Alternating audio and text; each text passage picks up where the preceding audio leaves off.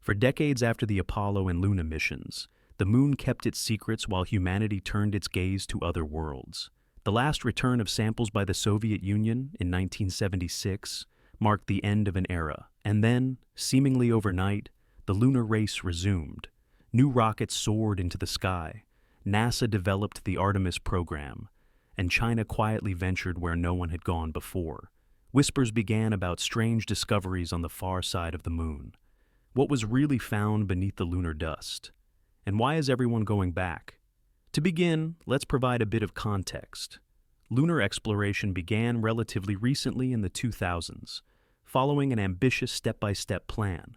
A series of orbiters and landers, named after the moon goddess, were launched to systematically study our nearest celestial neighbor. The goals combined science and strategy, marking the rise of a new space power. The first orbiter, launched in 2007, created a 3D map of the moon's surface and analyzed soil composition. Notably, its instruments detected signs of helium-3 in the regolith, an early hint at future resource ambitions. A follow-up orbiter launched in 2010 with higher-resolution cameras, surveying potential landing sites for the next mission. It flew just 9 miles above the surface, photographing possible landing zones and verifying terrain safety. Just 3 years later, history was made, the first soft landing on the moon in decades. The spacecraft touched down on the near side, deploying a rover carrying an ultraviolet telescope, the first lunar observatory of its kind. Then, in 2019, a mission was launched that would change everything. Initially a backup, it was repurposed for an expedition to the moon's far side, an achievement no other nation had managed. The methodical program demonstrated not just technological prowess, but also geopolitical ambition, pursuing dual objectives: scientific discovery and strategic prestige. Some analysts believe the focus is driven by the pursuit of untouched riches: metals, water, and nuclear fuel. On January 3, 2019, the lander descended into the alien night of the moon's far side, making a soft landing in a colossal crater, one of the largest known impact structures in the solar system. The significance of the far side is immense. It always faces away from Earth, hidden from our radio chatter, and had remained unexplored by previous landers. Scientists had long hoped to study its ancient terrain, but the technical hurdles were enormous. Because the bulk of the moon blocks direct communication, no probe can contact Earth from the far side without a relay. The solution? A dedicated satellite positioned at a Lagrange point, hovering beyond the moon, with constant line of sight to both Earth and the far side. This relay was critical. Every command, every signal passed through it. Moments after touchdown, the probe called home via this communication bridge. The landing site itself remained in total radio silence, an ideal location for new experiments. A rover rolled onto the gray powder 12 hours after landing. This was a first for humanity, an accomplishment praised even by rival space agencies. Now, from the far side, cameras captured a landscape no human eye had ever seen up close: a pitted plain under a black sky. The geology of the far side intrigued researchers. Unlike the near side, it lacks dark lava seas. Instead, it features a thicker crust riddled with craters. Exploring it could finally answer a long-standing question: why do the two faces of the moon differ so dramatically? And so, the missions began to unseal a multitude of findings, ranging from exotic materials to hints of resources that could fuel future colonies. These discoveries sparked not just curiosity, but provided answers to many long-standing questions. At the top of the list, helium-3, a treasure in the dust and one of the most talked-about lunar resources. Rarely found on Earth, it exists in abundance in lunar soil, deposited over centuries by the solar wind. Theoretically, helium-3 could power nuclear fusion reactors, offering clean energy on an immense scale. Among the samples retrieved, a new mineral was discovered, containing traces of helium-3. The appeal is striking. Just 1.4 ounces of helium-3 could produce as much energy as 5,000 tons of coal. Estimates suggest that more than 1 million tons of helium-3 are present in the lunar regolith, enough to power Earth for thousands of years. Unsurprisingly, orbiters and rovers have been mapping its distribution, analyzing regolith since the very beginning. This valuable gas may become the gold rush of future lunar mining, yet not all discoveries were so predictable. In mid-2019, operators noticed something unusual, a shiny textured patch different from the surrounding soil. The discovery of this mystery substance stirred the internet. What could be sticky or liquid on an airless moon? Volcanic glass, meteorite melt, or something even stranger? Initially, no photographs were released, fueling intense speculation. When images finally surfaced, they revealed a glistening dark substance fused by the heat of a meteorite impact, a patch of glassy lunar rock, rich in minerals. Not alien slime, but still a thrilling find. Alongside this, amid the gray wasteland, another experiment was unfolding, a tiny biosphere, a sealed container the size of a bucket, filled with soil, seeds, and insect eggs. In early 2019, mission scientists announced a groundbreaking event. A seed had sprouted inside the container on the moon. The news came with a photo, a delicate green shoot emerging under lunar gravity. The first plant in human history to grow on another planetary body, a symbolic glimpse into future greenhouses. The little plant didn't live long. Without sunlight, it died as expected. But in those short days, it proved that Earth life can begin to grow even in such distant alien conditions. News of these achievements spread rapidly, sparking a wave of hypotheses, from well-reasoned debates to wild conspiracy theories. Many researchers welcomed the technical accomplishments, eagerly awaiting results in lunar geology. Others began considering potential collaboration, but the mission's secrecy and the inherent mystery of the moon's far side fueled less grounded speculation. Some wondered whether something truly astonishing had been found, evidence of alien artifacts or ancient structures hidden from earthly eyes. When reports first emerged of a gel-like substance before images were released, theories ranged from living organisms to secret bases. Similarly, when a rover spotted a cube-shaped silhouette on the horizon, the internet buzzed with jokes and theories. Had it discovered a monolith? An alien cabin? The rover team played along, nicknaming it the Mystery Hut. But as the rover drew closer, the truth became clear. It was merely an oddly shaped boulder. Beyond aliens, there were more strategic concerns.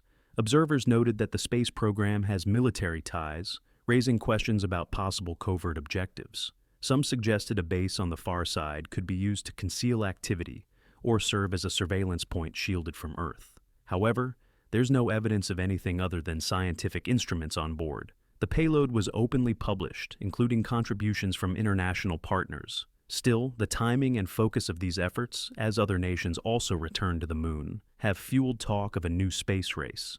We now understand that what was discovered on the far side is reshaping future plans, not just for one nation, but for all spacefaring countries. The discoveries have major implications. First and foremost, the feasibility of a lunar base. If humans set up camp on the far side, they could enjoy unprecedented radio silence, allowing them to listen to the universe without Earth's interference. But permanent communication isolation means reliance on relay satellites. Plans are already in motion to build a robotic research station this decade, potentially using 3D printing to construct facilities from lunar soil. Beyond that, confirmed deposits of helium-3 and other minerals increase the prospect of lunar mining. If extracted in significant quantities, it could revolutionize energy production on Earth. Some estimates suggest that just a fraction of the moon's helium-3 could meet global energy needs for thousands of years, solving both energy and climate crises. The race for helium-3 is now part of a geopolitical strategy. The nation that first develops efficient extraction methods will gain immense strategic advantage. Experiments have already determined optimal ways to heat lunar soil to release helium-3. The moon may very well become the Persian Gulf of the 21st century. Water is another game changer. Recent missions have confirmed ice in shadowed craters, particularly at the poles. Water supports life and can be split into hydrogen and oxygen for rocket fuel. Soil analysis from recent landers showed hydroxyl molecules bound in lunar materials, suggesting the solar wind implants water into the surface. With water and sunlight, a lunar settlement becomes far more tangible. Future astronauts or robots could dig up ice, melt it for water, and process it into breathable oxygen and hydrogen fuel. The far side, especially the polar regions, might hold deposits of ice in permanently shadowed craters. Ultimately, a roadmap has been outlined, missions paving the way for an international lunar research station, possibly near the moon's south pole, in partnership with other countries. But one question remains unresolved. Who owns lunar resources? The 1967 Outer Space Treaty prohibits sovereign claims to the moon. But as countries prepare to extract resources, new international agreements or conflicts may emerge. The nation leading the search and use of lunar materials will wield significant influence over those rules. The moon has become the central arena of the 21st century space race. After the first Farside landing, all major players ramped up their programs. New missions returned samples from previously unexplored regions, some of the youngest lunar rocks ever found. Upcoming spacecraft are planned for the late 2020s, targeting the moon's southern polar regions. Their goal? Exploration, and possibly the beginning of infrastructure construction. One mission is expected to search for water ice, using a lander, rover, and even a small hopping probe to explore craters. Another will test technologies for using local resources, marking the beginning of building an outpost. By the early 2030s, plans envision the core of a research station at the moon's south pole, open to international partners. Meanwhile, other nations have revived their lunar ambitions, aiming to return astronauts and establish a permanent presence. There's an unofficial finish line, the first crewed landing of this new era. Originally scheduled for 2024, delays have pushed it to 2025 or beyond. Realistically, it's expected around 2027. Another nation has announced plans to send its own astronauts by 2030, developing new heavy-lift rockets and lunar shuttles. These are tight timelines, and there's no denying that a quiet competition is underway. In 2024, officials for the first time referred to direct competitors in the race to the moon, a striking admission. A strategic report forecasts that in the next 20 to 30 years, two major bases will be operating side by side at the moon's south pole. The stage is literally set in the same place, sunlit ridgelines above dark craters filled with water ice. A region where both nations hope to plant their flags and build their infrastructure. This will likely lead to geopolitical tension. One side has signed a diplomatic framework for resource use in space with many countries, while others are charting their own path. There's also concern about a land grab, not of territory but of strategic sites. Both sides want the best locations, places with perpetual sunlight for solar energy and proximity to ice deposits. The question of whose rules will govern this activity remains unanswered. This isn't the cutthroat race of the 1960s, but a more complex blend of collaboration and rivalry. Legally, direct cooperation is restricted, yet intermediaries create a web of indirect collaboration. Still, the bigger picture is clear. The space race is back. This time, the moon is the prize for sustainable exploration and perhaps exploitation. In the 1960s, the race was about beating rivals and leaving footprints. Now, it's about building a foothold for the future. The ultimate question? Will these discoveries spur cooperation for the benefit of all, or fuel a competition that divides the lunar realm? For now, the far side of the moon is no longer in the dark. It has become the proving ground for a new era. As nations and private companies look to the lunar surface as the next frontier, the secrets that may shape the future of our planet quietly await on the silver globe above. The moon's far side has long been shrouded in mystery, a silent sentinel keeping its secrets locked beneath layers of ancient dust. But recent breakthroughs have torn the veil away, revealing discoveries so staggering they could rewrite humanity's future. Hidden within the desolate plains of the von Karman crater, something unprecedented has been found. Something that could change everything we know about the moon and our place in the cosmos. Deep beneath the surface, radar scans have detected vast, hollow caverns, lava tubes stretching for miles, their ceilings towering hundreds of feet high. These subterranean labyrinths, untouched for billions of years, could be the key to permanent lunar habitation. Shielded from deadly solar radiation and micrometeorite showers, these tunnels offer natural shelters where future colonies could thrive. Thermal imaging reveals stable temperatures, making them ideal for human outposts.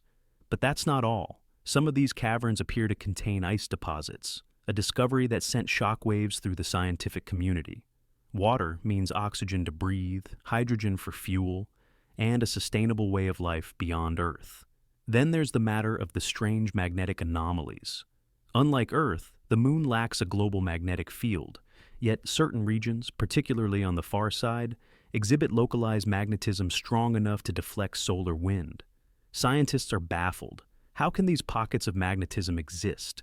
Some speculate they're remnants of an ancient lunar dynamo, a long dead core that once generated a planet-wide field. Others suggest something more extraordinary, impact events so colossal they temporarily magnetize the crust.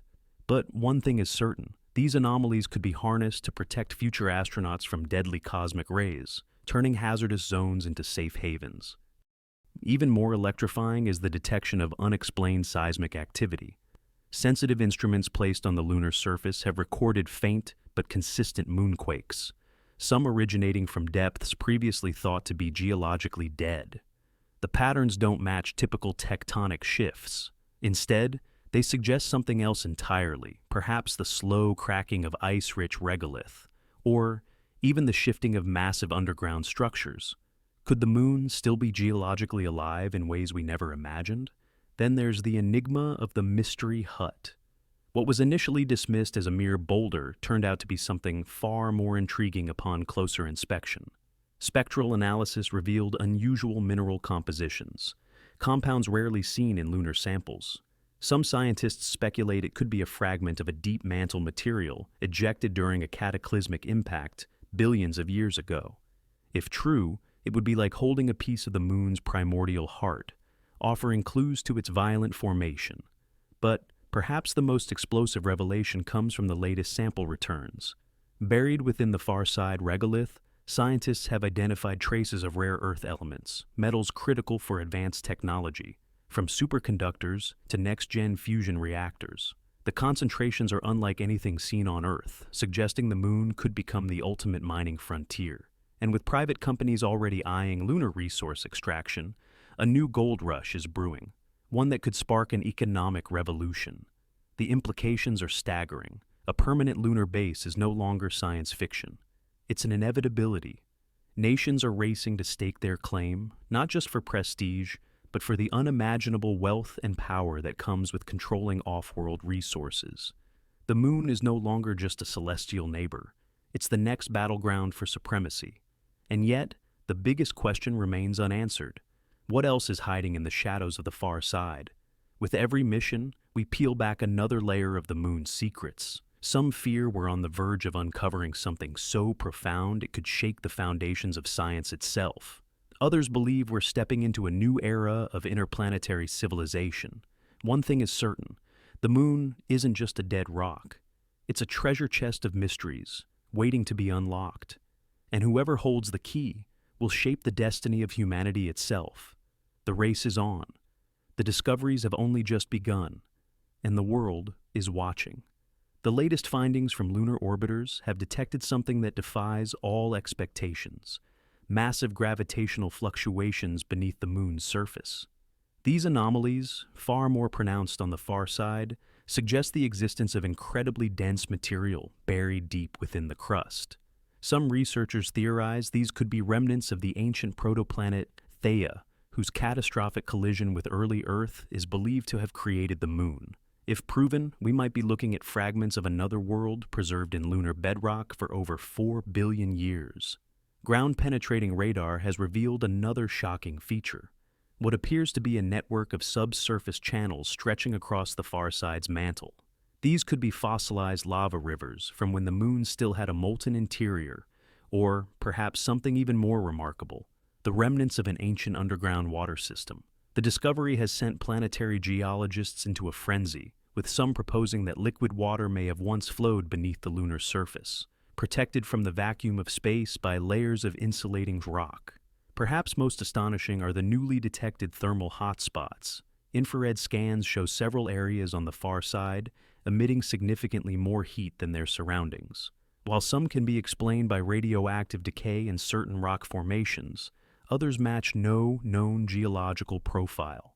The most extreme of these, located near the Aitken Basin, shows thermal patterns that suggest residual volcanic activity may have persisted much later in lunar history than previously believed, potentially within the last 100 million years.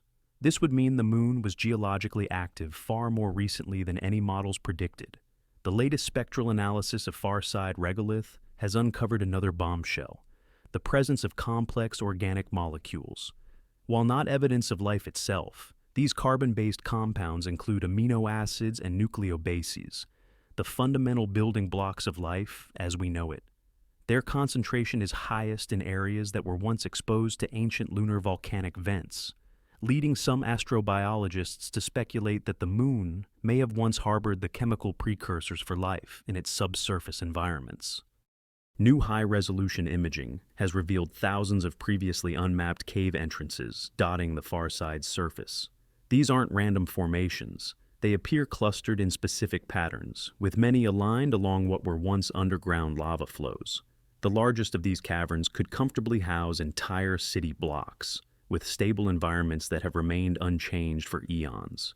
Space architects are already drawing up plans for how these natural structures could be sealed and pressurized to create ready-made lunar habitats. The most recent magnetometer data has added yet another layer to the Moon's mysteries. The far side shows bizarre, swirling patterns of magnetic fields that resemble nothing seen elsewhere in the solar system. Some researchers believe these could be the frozen imprint of the Moon's ancient magnetic field, preserved in the precise moment it shut down billions of years ago. Others suggest they might be evidence of massive electrical currents generated by colossal asteroid impacts. Perhaps most significantly, analysis of the latest return samples has revealed something that could rewrite lunar history: minute traces of atmospheric gases trapped in microscopic glass beads. These tiny time capsules suggest the Moon may have briefly possessed a thin atmosphere during periods of intense volcanic activity. The implications are profound. For short windows in its history, the Moon may have had weather, wind, and perhaps even liquid water on its surface. As nations and private entities race to establish permanent lunar outposts, each new discovery makes the far side more valuable and more controversial. The coming decade will likely see the first legal battles over lunar resource rights, the first commercial mining operations, and potentially the first human footsteps in these newly explored territories. What began as scientific curiosity has become a high-stakes race for knowledge, resources, and ultimately, a permanent foothold on our closest celestial neighbor. The Moon continues to guard its most profound secrets jealously. But with every mission, every rover, every sample returned, we're peeling back layers of a story more incredible than we ever imagined. A story that's still being written, and in which humanity is now an active participant. The far side's mysteries have waited billions of years to be discovered.